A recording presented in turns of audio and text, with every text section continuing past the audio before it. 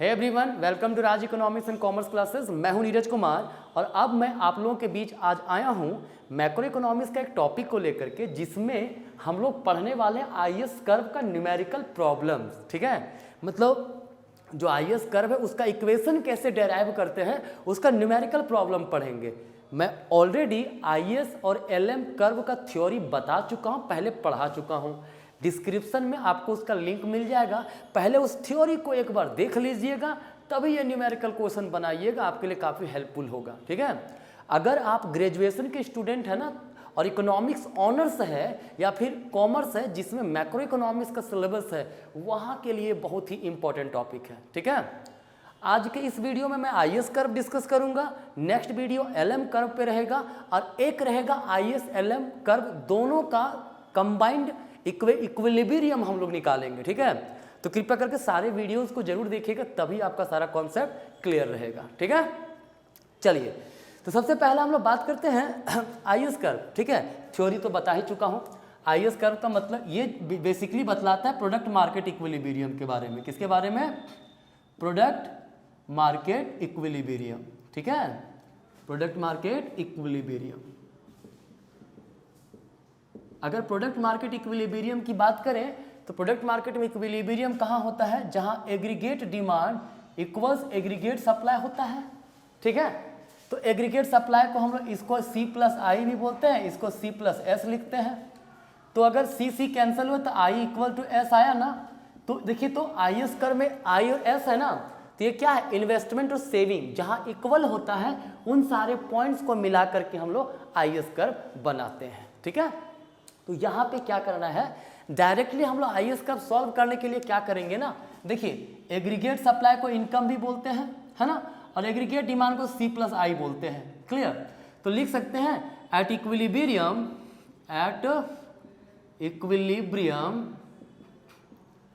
क्या होगा? Income equal C plus आई। ठीक है, ये हम लोग पहले टू सेक्टर का देख रहे हैं। ठीक है, किसका देख रहे हैं? टू सेक्टर का, राइट। दो सेक्टर में क्या होता है?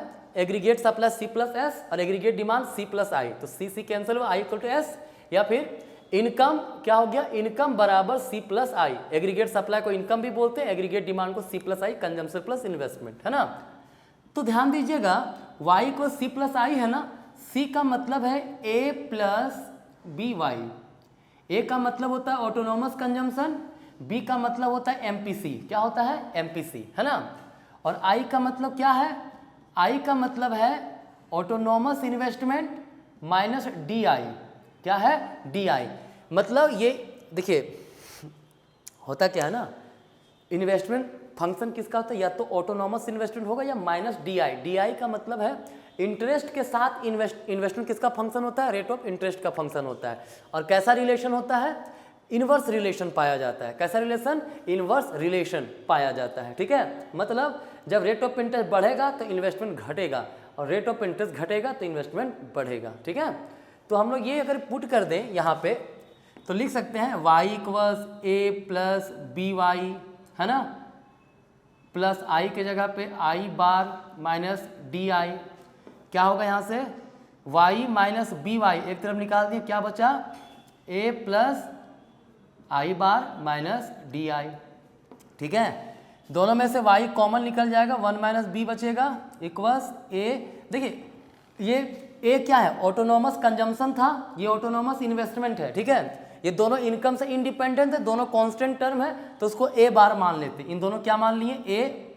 ए हम ए बार कुछ भी मान लिए, है ना, माइनस डी आई। तो क्या हो जाएगा? y equals A bar by 1 minus B minus D I by 1 minus B. लिख सकते हैं हम लोग ऐसा? बिल्कुल ऐसा हम लोग लिख सकते हैं। ठीक है, कोई दिक्कत नहीं यहाँ तक।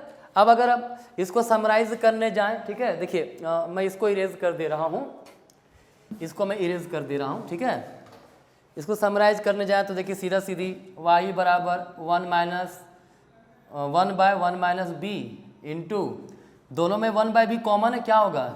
ए बार माइनस डी आई। ठीक है, तो ये टू सेक्टर में क्या हुआ? आईएस कर्व का इक्वेशन बनेगा ये। ठीक है, क्या करना, सीधा सीधी y equal C plus I, C consumption, I for investment, consumption function लिख दिया, इन्वेस्टमेंट फंक्शन लिख दिया, यहाँ पे समराइज कर दिया, y का जो इक्वेशन निकला वो हमारा है IS कर्व। ठीक है, तो चलिए पहला नंबर क्वेश्चन 2 सेक्टर मॉडल का है, हम लोग उसको पहले देख लेते हैं। ठीक है, मैं इसको इरेज कर रहा हूं।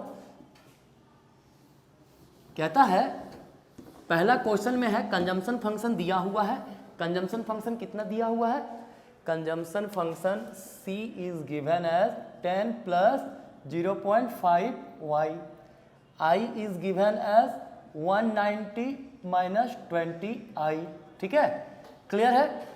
तो हमारे पास क्या है, मैंने कहा IS कर्व कैसे डिराइव होगा, इनकम इक्वल C प्लस आई, प्रोडक्ट मार्केट इक्विलिब्रियम बनाना है। ठीक है, तो क्या हो जाएगा, देखिए तो y इक्वल C प्लस आई, C के जगह पे क्या होगा 10 plus 0.5y plus 190 minus 20i, क्या हो जाएगा y माइनस 0.5y इक्वल 10 और 190 200 हो गया माइनस 20i। क्लियर, यहाँ बचेगा 0.5y equals 200 minus 20i, y बराबर 200 बाय 0.5 माइनस 20i बाय 0.5, तो y बराबर क्या हो जाएगा, आप इसको सॉल्व कीजिएगा। ठीक है, तो ये हो जाएगा 400 माइनस ये हो जाएगा 40i। ठीक है, ये है हमारा IS कर्व का इक्वेशन। ठीक है, this is the equation of IS curve. ठीक है, देखिए काफी इजी है, मैंने ये IS कर्व का इक्वेशन यहां से डेराइव कर दिया। ठीक है, अब देखिए हमारे पास एक और मेथड है, डायरेक्टली मैंने अभी इक्वेशन लिखा था ना, क्या लिखा था, 2 सेक्टर में IS कर्व का इक्वेशन लिखा था y equals 1/1 minus b into autonomous expenditure minus DI।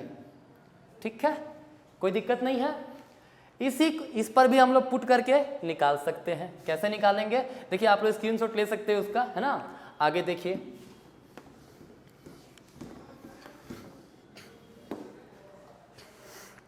क्या होगा, y इक्वल्स 1/1 माइनस b का मतलब है मार्जिनल प्रोपेंसिटी टू कंज्यूम, और b क्या है हमारा 0.5 होगा ना, क्योंकि इनकम कंजम्पशन क्या होता है a प्लस BY के फॉर्म में होता है, और इन्वेस्टमेंट हमारा किस फॉर्म में होता है, ऑटोनोमस इन्वेस्टमेंट माइनस DI के फॉर्म में। ठीक है, तो देखिए B के जगह पे यहाँ क्या है 0.5 है, तो 0.5 हो गया इंटू A डैश क्या बोला था मैंने, ऑटोनोमस एक्सपेंसेस। ठीक है, तो कंजम्पशन में ऑटोनोमस एक्सपेंडिचर 10 है और इन्वेस्टमेंट ऑटोनोमस कितना है 190 है, तो टोटल कितना हो गया 200 हो गया, माइनस DI के जगह पे क्या है 20i है, 20i, वही कहानी होगी हमारा 1/0.5 इंटू 200 माइनस 20i, या फिर y इक्वल्स 200/0.5 माइनस 20i/0.5, क्या होगा y इक्वल्स 400 माइनस 40i। ये हमारा जो इक्वेशन है ये किसका इक्वेशन है, IS कर्व का इक्वेशन है। ठीक है, this is the equation for IS curve. Clear है, मुझे उम्मीद है यहां तक समझ में आया होगा, पहला क्वेश्चन आपका क्लियर हुआ। ठीक है, अब क्या है ना, कभी कभी इक्वेशन में हो सकता है आपको दे दिया हो, है ना, कि इसका ग्राफिकली रिप्रेजेंट भी कीजिए, क्या कीजिए, ग्राफिकल रिप्रेजेंटेशन भी कीजिए। मैं से इरेज कर दे रहा हूं, ठीक है, आप लोग स्क्रीनशॉट ले लेना, है ना। क्या कहा मैंने, मान लीजिए कहा कि इसका ग्राफिकल रिप्रेजेंटेशन भी कीजिए भाई, तो ग्राफिकल रिप्रेजेंटेशन क्या होगा, y इक्वल्स कितना है, y इक्वल्स हमारे पास है 400 माइनस 20i, i का मतलब इंटरेस्ट है ना, सिंपल सा अपने मन से अज्यूम कर लेते हैं, इफ i इक्वल्स 2 तो y कितना होगा 400 माइनस सॉरी 40 था ना यहाँ पे, हाँ 40 आई था, 40 इंटू 2 क्या होगा 320 आएगा, ठीक है। अगर इफ i इक्वल्स 5 तो y कितना आएगा 400 माइनस 40 इंटू 5, 40 इंटू 5 200, तो कितना बचेगा 200 बचेगा। क्लियर है। तो देखिए अब हम लोग डायग्राम बनाएंगे तो x एक्सिस में लेवल ऑफ इनकम ले लेंगे, लेवल ऑफ इनकम है ना, और इधर ले लेंगे इंटरेस्ट रेट, क्या ले लेंगे इंटरेस्ट रेट। क्लियर। चूंकि IS कर्व जो है वो इंटरेस्ट रेट और लेवल ऑफ इनकम के बीच ही रिलेशन दिखलाता है जनरली, ठीक है। तो लेवल ऑफ इनकम यहाँ पे मान लीजिए 100, यहाँ पे 200, यहाँ पे 300, रेट ऑफ इंटरेस्ट यहाँ 1, यहाँ 2, यहाँ 3, ठीक है। तो रेट ऑफ इंटरेस्ट अगर 2 है तो इनकम कितना है 2, रेट ऑफ इंटरेस्ट पे 320 है, 2 पे 320 लगभग यहाँ पे होगा, मतलब 300 है 320 यहाँ पे हो गया। जब इधर 5 तक गया है ना, इधर 4 है यहाँ 5 है मान लेते, ठीक है। जब 5 रेट ऑफ इंटरेस्ट है, कितना 5 रेट ऑफ इंटरेस्ट है तो लेवल ऑफ इनकम कितना है 200 है, यहाँ पे जाएगा। देखिए तो इन दोनों को मिला दे तो IS कर्व वैसे डाउनवर्ड स्लोपिंग बनेगा कि नहीं बनेगा। थोड़ा सा मैं ये होचपोच हो गया यहाँ पे, तो आप लोग देख लेना, ठीक है। क्या किया, रेट ऑफ इंटरेस्ट जब 5 था तो वहाँ पे लेवल ऑफ इनकम कितना था 200 था, रेट ऑफ इंटरेस्ट जब 2 था तो वहाँ पे लेवल ऑफ इनकम कितना था 320, मान लेते 320 लगभग हमारा यहाँ पे है, ठीक है। दोनों लाइन को मिला दिया, हमारा ये IS कर्व हो गया, जो कैसा है डाउनवर्ड स्लोपिंग है, ठीक है, कोई दिक्कत नहीं। चलिए तो ये पहला क्वेश्चन आपका कंप्लीट हुआ, ठीक है। अब आते हैं सेकंड नंबर क्वेश्चन पे, ठीक है। सेकेंड नंबर क्वेश्चन कह रहा है 3 सेक्टर मॉडल है भाई। तो 3 सेक्टर मॉडल कहने का मतलब हमारा ये है कि इनकम यहाँ पे हो जाएगा, इनकम बराबर C प्लस आई प्लस जी हो जाएगा, ठीक है। क्लियर है। जहाँ C का इक्वेशन क्या होगा A प्लस बी वाई के फॉर्म में होगा, I का मतलब क्या होगा ऑटोनोमस सिस्टम माइनस DI के फॉर्म में होगा, और ये गवर्नमेंट एक्सपेंडिचर दिया होगा, ठीक है, वो क्लियरली डायरेक्टली दिया रहेगा, है ना। अब देखिए क्या होता है, तीसरा क्वेश्चन अगर सेकंड क्वेश्चन बना है, देखो क्या दिया हुआ, कंजम्पशन इक्वल्स दिया हुआ 100 प्लस 0.75 YD दिया हुआ है। देखिए YD का मतलब होता है डिस्पोजल इनकम, ठीक है, डिस्पोजेबल इनकम है ना, उसका मतलब होता है इनकम माइनस टैक्सेस। क्या होता है इनकम माइनस टैक्सेस। तो YD की जगह पे हमको ये लिखना पड़ेगा, क्योंकि consumption for A plus B Y का फंक्शन बी वाई के फॉर्म में होना चाहिए। ये तो YD है ना, तो उसको लिख सकते हैं 100 प्लस 0.75 इंटू YD में Y माइनस टैक्स कितना है T बराबर G है, कितना है 50 है, ठीक है, कोई दिक्कत नहीं। तो ये इसको जब सॉल्व करेंगे तो हम लोग कितना आ जाएगा, मैं डायरेक्टली लिख दे रहा हूं आपको, आप अपना सॉल्व करके देख लीजिएगा, है ना। देखिए 100 प्लस 0.75 Y, ठीक है, माइनस अगर 50 से कर दें, ठीक है, तो वो कितना आ जाएगा हमारा इतना इंटू 5 जो आपका हो गया 25, 5 लेफ्ट 2 35 हो गया 37.5, ठीक है। अब क्या हो जाएगा 100 में 37.5 माइनस हो गया, कितना बचेगा 62.5, कितना होगा 62.5 प्लस 0.75 Y, ये हो गया कंजम्पशन फंक्शन हमारा।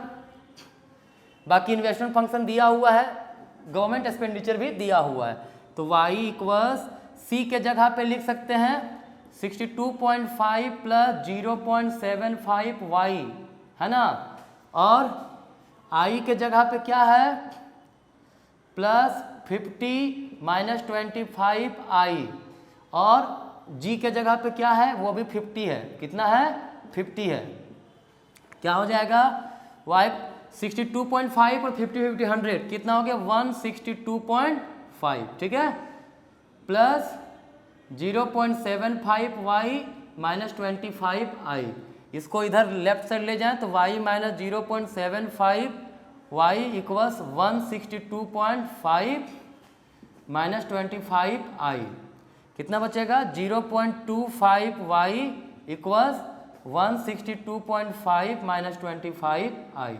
ठीक है, तो y बराबर क्या हो जाएगा, यहाँ से y इक्वल्स क्या हो जाएगा 0.25 डिवाइड हो जाएगा 162.5 बाय 0.25 और माइनस 25i बाय 0.25। ठीक है, मैं डायरेक्ट लिख दे रहा हूँ, इसको जब सॉल्व करेंगे तो आएगा 650 माइनस 100i, कितना आएगा 650 माइनस 100i। ये है हमारा IS कर्व।